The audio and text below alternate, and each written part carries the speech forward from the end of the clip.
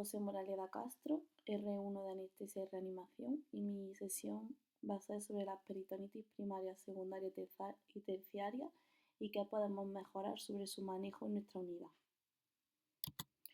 Este es el índice de lo que vamos a tratar. Primero vamos a hablar de un caso clínico de un paciente que pasó por nuestra unidad. Vamos a hablar de la definición de peritonitis, la clasificación etiológica de cada una, la peritonitis secundaria, la peritonitis terciaria, el tratamiento y el manejo de las peritonitis y las conclusiones. Bueno, vamos a empezar por nuestro caso clínico, que se trataba de un hombre de 47 años que acudió al servicio de urgencias del hospital por dolor abdominal generalizado de un día de evolución acompañado de episodios diarreicos y sin fiebre. El hombre, como antecedentes de interés, solo era fumador de 20 cigarrillos al día. En la exploración física tenía un abdomen distendido, doloroso a la palpación de forma generalizada y con defensa. Y en la analítica destacaba por una leucocitosis con desviación izquierda y una PCR de 390. Ante estos hallazgos se le hizo un test con contraste en el que se observaba un engrosamiento estenosante de la pared con algunas burbujas periféricas y una colección multiloculada de 11 por 8 por 5 centímetros que podía ser compatible con una diverticulitis complicada o versus una tumoración de sigma perforada y parcialmente contenida. Ante estos hallazgos se indicó una cirugía urgente. En quirófano se observó una peritonitis purulenta difusa con un sigma engrosado y perforado. Los cirujanos decidieron hacer una sigmoidectomía más anastomosis término-terminal en contexto de una perforación de sigma secundario a una sospecha de neoplasia.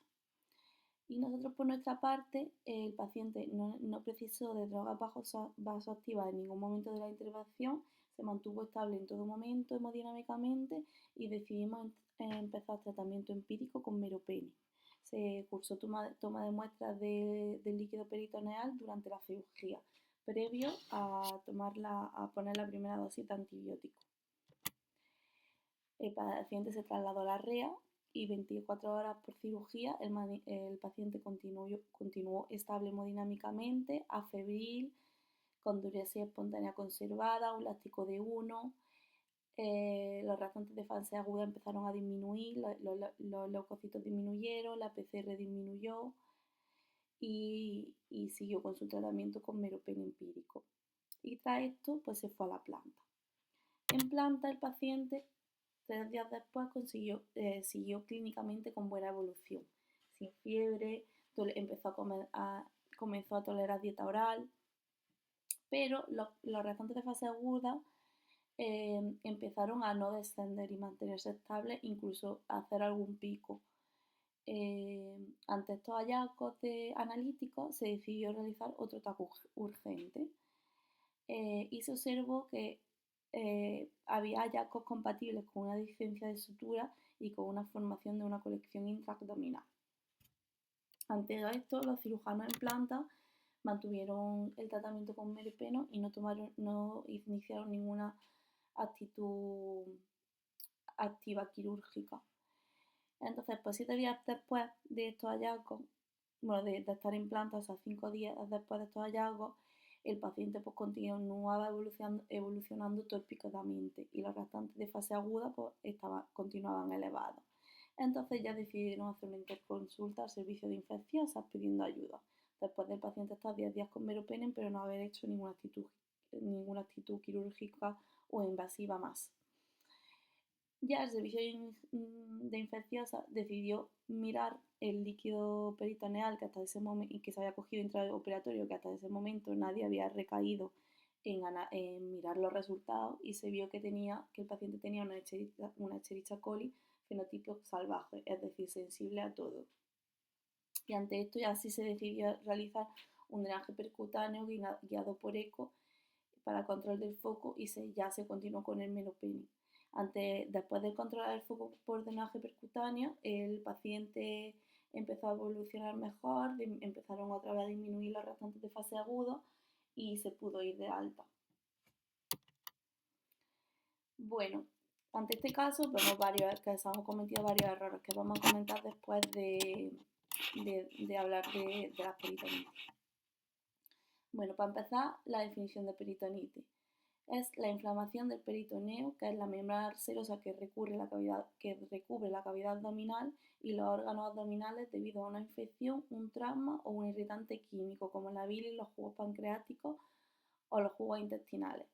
Esta inflamación puede ser de causa infecciosa o no infecciosa y su manejo va a depender de la causa subyacente. Las peritonitis se pueden clasificar en función de la etiología.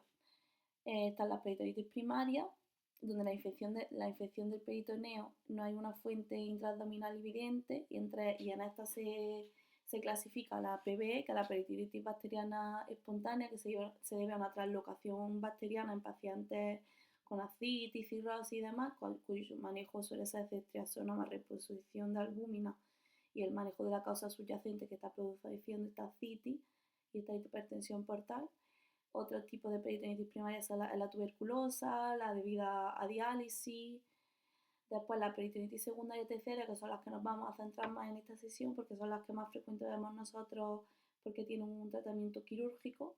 Y la secundaria es la más frecuente y son aquellas en las que la fuente intraabdominal es clara de contaminación, o sea, hay una fuente intraabdominal clara de contaminación y suele ser debida a una perforación o una inflamación grave de los órganos intraabdominales.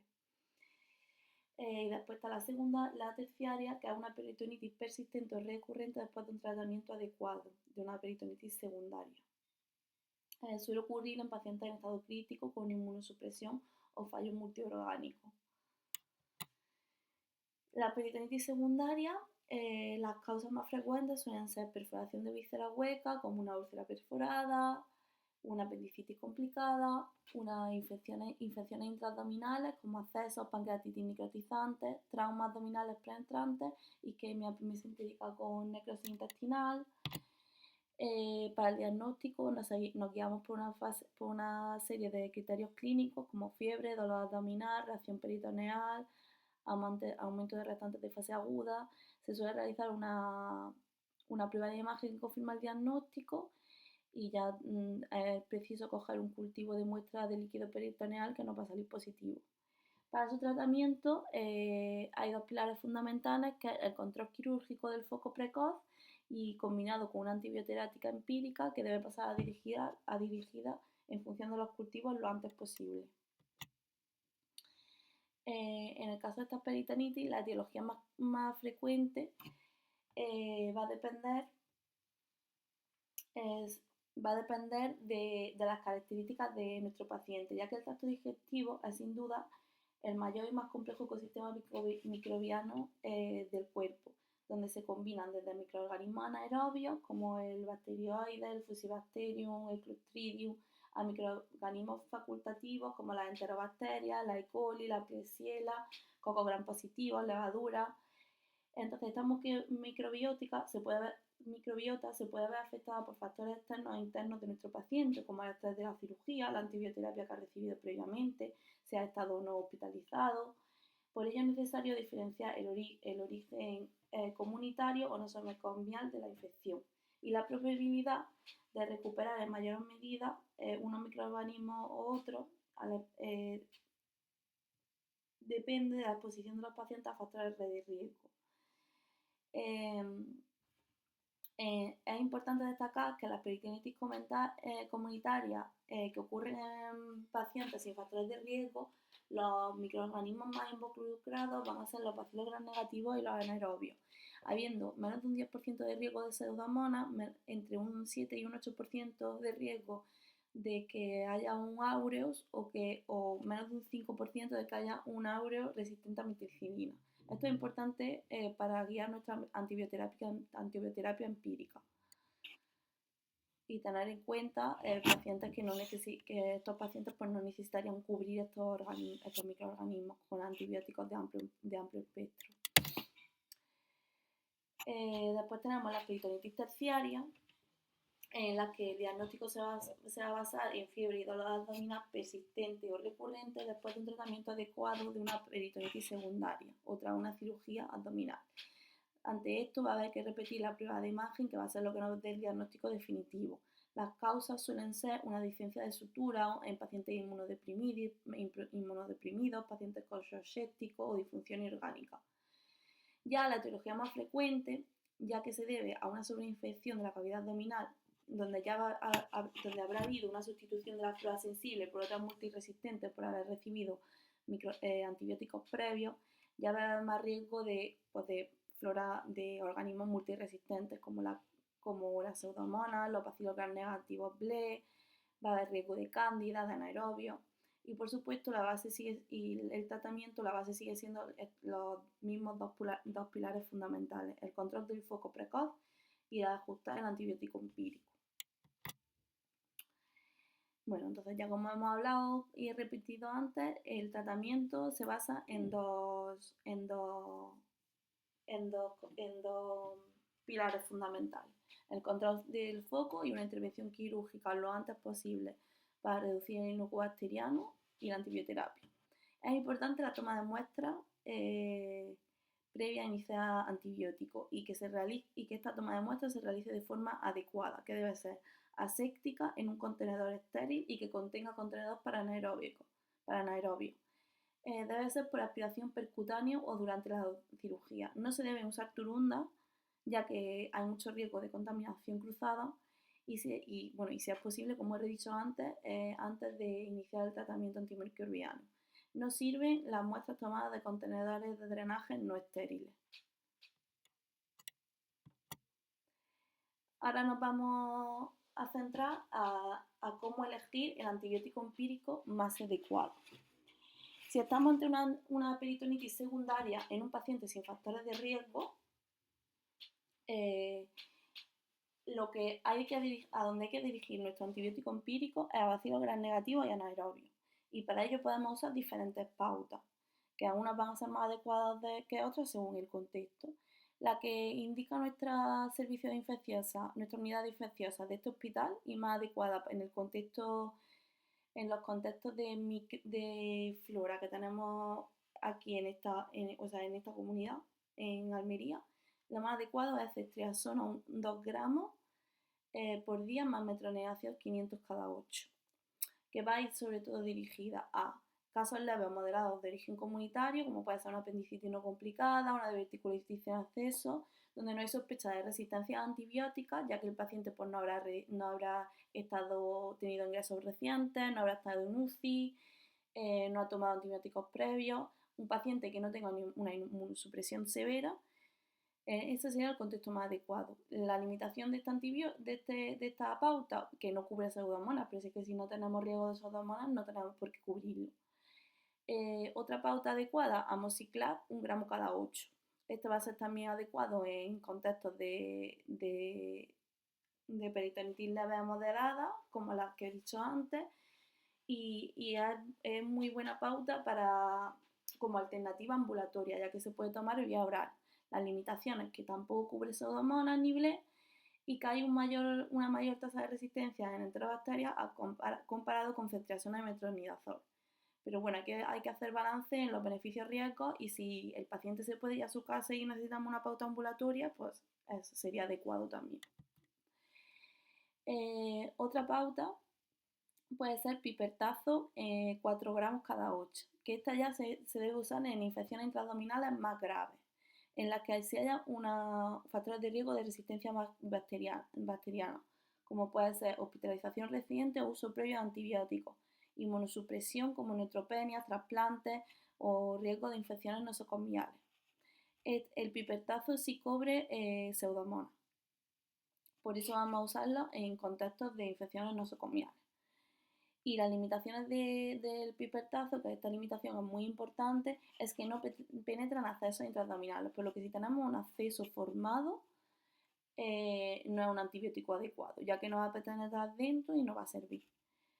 Y bueno, si usamos pipertazo en casos en los que no tenemos estas características de pacientes graves, de pacientes con riesgo de infección por pseudomonas, pues puede producir resistencia por su uso prolongado y que al final sí tengamos una infección por pseudomonas u otros microorganismos multiresistentes. Bueno, y una pauta para alérgicos a beta-lactámicos sería la Astroinam, 1 gramo cada 8 más metronidazol 500 cada 8. Otra peculiaridad importante es que en peritonitis secundarias comunitarias la asociación de tratamiento antifúngico está demostrado que no asocia ni mejor pronóstico, por lo que no es necesario cubrir cándida ni hongos. Después, en peritonitis secundarias con factores de mal pronóstico en el que ha habido un retraso en la resolución quirúrgica mayor a 24 horas, el paciente está séptico, tiene una pH mayor de 15, pues bueno, también sería adecuado usar meropenem 1 gramo cada 8 en perfusión extendida. ¿Cuándo es necesario cubrir enterococo? Que el enterococo se cubriría con la pauta de LINE 600 cada 12 o banco 20 miligramos kilo cada 8. Pues sería adecuado usarlo. Destaca que enterococo es una bacteria que suele causar endocarditis subaguda. Entonces sería adecuado usarlo en pacientes con valvulopatía, prótesis valvular o antecedentes de endocarditis, en pacientes con inmunodepresión o trasplantes de órganos sólidos y en peritonitis terciaria, sobre todo si ya estos pacientes han recibido un tratamiento previo con cefalosporina, porque eso va a hacer que ya tengan más riesgo de microorganismos multiresistentes y de enterococos. ¿Cuándo hay que cubrir cándida con antifúngicos? Pues para eso recomiendo que empecemos a utilizar los Candida Score, que valoran una serie de ítems y nos recomiendan o no usar tratamiento. Aquí he pegado uno, en el Word he puesto más páginas con otros más amplios, pero bueno, este es sencillo, que se puede usar con el paciente a pie de cama y valora los ítems de si el paciente tiene nutrición parenteral, si tiene una colonización multifocal de cándida, si tiene discencia de sutura gástrica o duodenal, si tiene una sepsis severa. Y bueno, destacar eso, que porque simplemente nos haga una colonización de cándida en un paciente que tengamos en REA por una peritonitis, no es necesario cubrirla, sino que debemos ver otros factores, como si el paciente está en shock, séptico, y si tiene nutrición parenteral y otros factores. Cobertura de BLE, que las BLE son beta-lactamasas de espectro extendido. Son bacilos gram negativos que las producen, y la característica de estas beta-lactamasas es que hidrolizan el anillo beta-lactámico y producen resistencia a casi todos los beta-lactámicos. Y aparte, no se inhiben con los inhibidores como el clavulánico y el tazobactam. Entonces, para cubrirla es necesario escalar antibioterapia a carbapenem o usar inhibidores de BLE como la Vivaston. ¿Cuándo es necesario cubrir las BLE? Pues cuando el paciente ha recibido un antibiótico empírico previo como la cefa de amplio espectro o beta-lactámicos con inhibidores, ha tenido ingreso en un centro geriátrico o en una unidad de críticos, cuando ha tenido una hospitalización mayor a 15 días en los últimos 3 meses, etc. Y ya pues el tratamiento, cómo elegir una antibioterapia empírica en un peritonitis terciaria. Aquí hay que procurar asociar antibióticos diferentes a los que el paciente haya recibido en las últimas 6 semanas. De elección en nuestro medio, lo recomendado por el servicio de infecciosas para nuestros pacientes es meropenem 1 gramo cada 8 más banco más fluco. Teniendo en cuenta, pues eso, sobre todo si el paciente tiene más riesgo de cándida o no y los antibióticos que ha recibido previos. En base a eso también he escrito otras asociaciones como ceftazidima Vivastan más line más una equinocandina o cefiderocol más linezolid más una equinocandina. Bueno, importante, como ya he dicho, que el tratamiento antibiótico empírico, en cuanto esté el resultado del cultivo, dirigirlo a un tratamiento dirigido. Y, por supuesto, mantener el tratamiento para infección bacteriana mixta. Eso quiere decir que, por ejemplo, en el cultivo de nuestro paciente nos salió una E. coli, pero porque no haya salido una E. coli no debemos de dejar de cubrir microorganismos anaerobios. Tenemos que dirigir más el tratamiento, pero no dejar de cubrir la flora mixta que encontramos en la cavidad abdominal. La duración del tratamiento antibiótico, ¿en qué nos vamos a basar? Nos vamos a basar para dirigir la duración del tratamiento en base a unos criterios clínicos y analíticos. Puede que dure menos de 24 horas si tenemos una lesión intestinal por un trauma penetrante que tiene menos de 12 horas de evolución, si es una perforación gástrica o duodenal o de yeyuno proximal, cuando el paciente no ha recibido tratamiento con antiácidos, ya que recibir tratamiento con antiácidos hace que el paciente tenga más flora intestinal de lo normal y proliferen más las bacterias, o que haya recibido quimio previa, y que por supuesto, como siempre, haya una buena evolución clínica y analítica. 4 días de duración, pues en infecciones intraabdominales con control de foco adecuado y guiado, como he dicho, clínica y por la clínica y la analítica. Y entre 5 y 7 días, si en la infección intraabdominal no hemos hecho un adecuado control del foco, y por supuesto siempre reevaluando diariamente los parámetros clínicos y analíticos para hacer una interrupción precoz del tratamiento si se puede. Importante, en pacientes que en 5 o 6 días no hayan evolucionado correctamente y estén empeorando o estén estancados clínica y analíticamente, deben ser reevaluados para un nuevo control del foco, repitiendo pruebas de imagen o cirugía, ya que por mucho antibiótico que le eches, si el foco no está controlado y tenemos un inocuo bacteriano alto, el antibiótico no va a servir para nada. Bueno, ya otras medidas terapéuticas que podemos hacer para optimizar a nuestros pacientes con peritonitis. Por supuesto, mantener en dieta absoluta, sobre todo las primeras horas, hacer aspiración nasogástrica continua si vómitos o ilio, ajustar fluidoterapia según el soporte hemodinámico y control de diuresis, teniendo en cuenta que las peritonitis producen una situación de hipovolemia, ya que van a producir acúmulo de líquidos y electrolíticos en la luz del intestino, esto va a estar además adinámico, van a producir una producción de sustrato peritoneal que puede llegar a ser de 300 mililitros hora, produce una pérdida de líquidos y electrolitos por la fiebre, los vómitos, la diarrea, un adecuado control del dolor con AINE y opioides, y remarcar que esto no altera el diagnóstico ni el tratamiento. Mediciones de presión intraabdominal, ya que en peritonitis severa se puede producir un aumento de la presión intraabdominal que mayor de 12 indica hipertensión intraabdominal y a mayor de 20 un síndrome compartimental abdominal, que sería indicación de cirugía urgente.